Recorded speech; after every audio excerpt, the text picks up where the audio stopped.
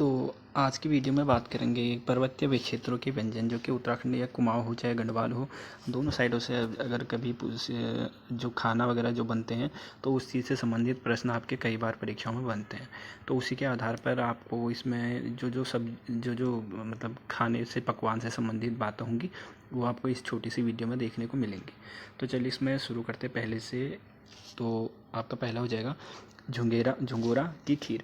तो झंगोरा की जो खीर होती है उसको सावा बोलते हैं, ठीक है, ये चीज़ आप नोट कर लीजिएगा। और मडवा या कोदो, तो मडवा को कोदो भी बोलते हैं और इसकी रोटी बनाई जाती है। तो आप तो फिर कम हो गया, लेकिन पहले बहुत ज़्यादा बनती थी और वो अच्छी भी होती थी, स्वादिष्ट।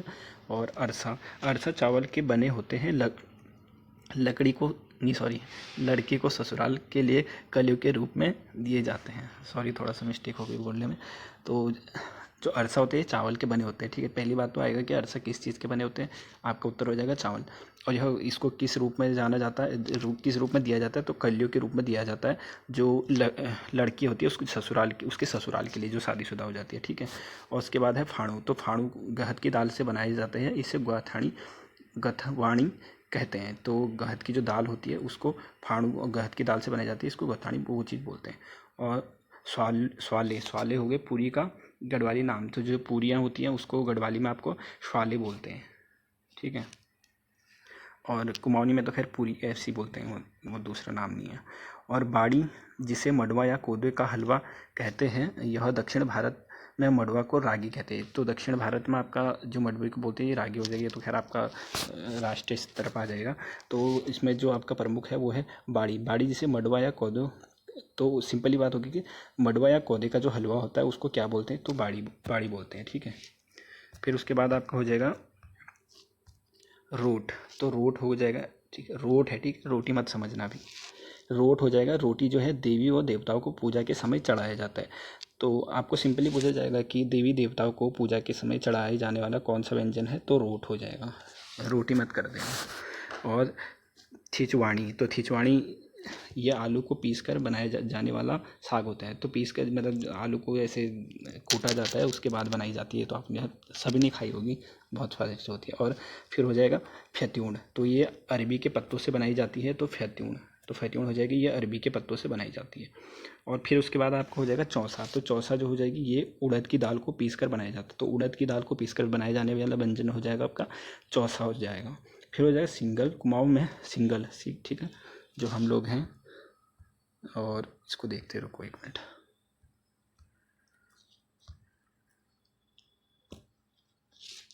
तो सिंगल हो जाएगा, ऊपर से बिंदु भी है ना, और कुमाऊँ में बनने वाले पकवान को चावल की जलेबी भी कहा जाता है।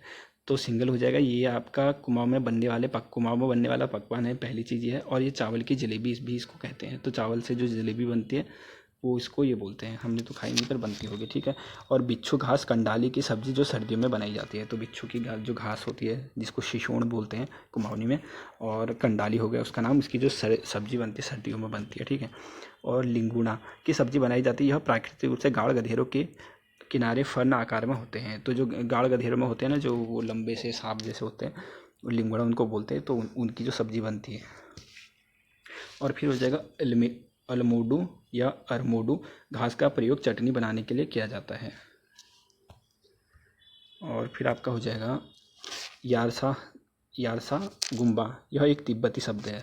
तो क्या पता पूछ ले यारसा बुंगा कौन सी भाषा का शब्द है, तो तिब्बती हो जाएगा। कर लेना, कोई भरोसा तो नहीं या आयोग का कहाँ से क्या दे दें।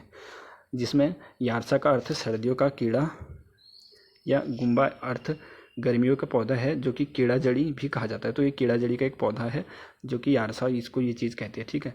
और कीड़ा जड़ी एक प्रकार की उच्च हिमालयी क्षेत्र में उगने वाली जड़ी बूटी है। तो कीड़ा जड़ी का मतलब हो जाएगा आपका जड़ी बूटी से संबंधित है, जो कि हिमालयी क्षेत्र में पाई जाती है। और सया फिर हो जाएगा, ये आपका हो जाएगा सया व्यंजन यात्रा काल शुभकामनाओं का प्रतीक व्यंजन है। तो इसको देखते हैं एक बार। साया व्यंजन जो कि यात्रा काल शुभकामनाओं का प्रतीक व्यंजन है। तो आपसे पूछा जाएगा कि शुभकामनाओं का प्रतीक व्यंजन कौन सा है, तो साया व्यंजन हो जाएगा। और फिर उसके बाद हो जाएगा पल्लियो हो जाएगा पर्वतीय क्षेत्रों का मीठा नमकीन प्रकार का व्यंजन है। तो पल्लियो जो हो जाएगा पर्वतीय क्षेत्रों में जो मीठा और नमकीन के रूप में जो बनाया जाता है, तो उस प्रकार का व्यंजन हो जाएगा। और मशरूम की सब्जी को राज्य के पहाड़ी इलाके में च्यू कहते हैं। तो च्यू जो बोलते हैं ना, जो मशरूम छाता नुमा टाइप की होती है जिसको छतरी बोलते हैं, तो उसको च्यू कहते हैं। और तिमुल के पेड़ पर लगने वाले फल को अंजीर कहते हैं। और फिर उसके बाद हो जाएगा अस्का। जौनसार जौनपुर में झंगोरा मक्के को पीस कर बनाए जाने वाला विशिष्ट मीठा भोज्य पदार्थ है। तो अस्का क्या हो जाएगा, आपसे सिंपली पूछा जाएगा कि अस्का क्या चीज़ है। तो अस्का जौनपुर क्षेत्र में झंगोरा व मक्के को पीस कर बनाए जाने वाला विशिष्ट मीठा भोजन है। तो अस्का कहाँ प्रचलित है, तो ये आपका जौनसार जौनपुर क्षेत्र में हो जाएगा। झंगोरा मक्के को पीस कर बनाए जाने वाला विशिष्ट और मीठा भोजन है। गढ़वाल में चावल से बने खीर को तमसे कहते हैं, ये आपका महत्वपूर्ण बन सकता है। तो गढ़वाल में चावल से बनने वाली खीर को तस्मे बोलते हैं, ठीक है, तस्मे कहते हैं। और गढ़वाल में गेहूं की हरी बाली को आग में भूनकर उमी बनाई जाती है। तो उमी किस चीज़ से संबंधित है, गेहूं की बाली से जो आग में भूनकर बनाई जाती है, तो वो उमी उसको बोलते हैं। और इंडरा मरोज उत्सव, यह जौनसार भाबर में मनाए जाने वाला भोज्य व्यंजन है। तो जौनसार भाबर में मनाए जाने वाला भोज्य व्यंजन कौन सा हो जाएगा, इंडरा। और जौनपुर क्षेत्र में मागशीर की दीपावली से पहले नए चावल को उससे बनाए गए बुकने को चूरा या चूड़ा कहते हैं। तो ये आपके इतने छोटे से हो जाएगा। और बाकी आपने कल आयोग का कैलेंडर देखा होगा, तो उसमें अभी तो आपके पास जो ये वीडियो वाली है स्नातक स्तरीय वाली, यही परीक्षा एक अभी फ़िलहाल के लिए बची है। फिर उसके बाद तो वो कनिष्ठ सहायक की है, वो बहुत आगे जा चुकी है। जिन्होंने सिंपली मतलब बीए या 12th पास आर्ट्स वगैरह से किया है, तो उनके लिए अभी एक ही चीज़ है कि जो कनिष्ठ सहायक का है, जो मई में जिसकी परीक्षा होने वाली है 2026 में, तो आपके लिए अभी यही मौका है।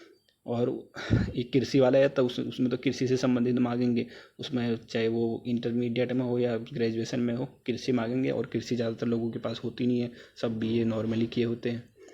तो आपके लिए आज का ये छोटा सा टॉपिक था।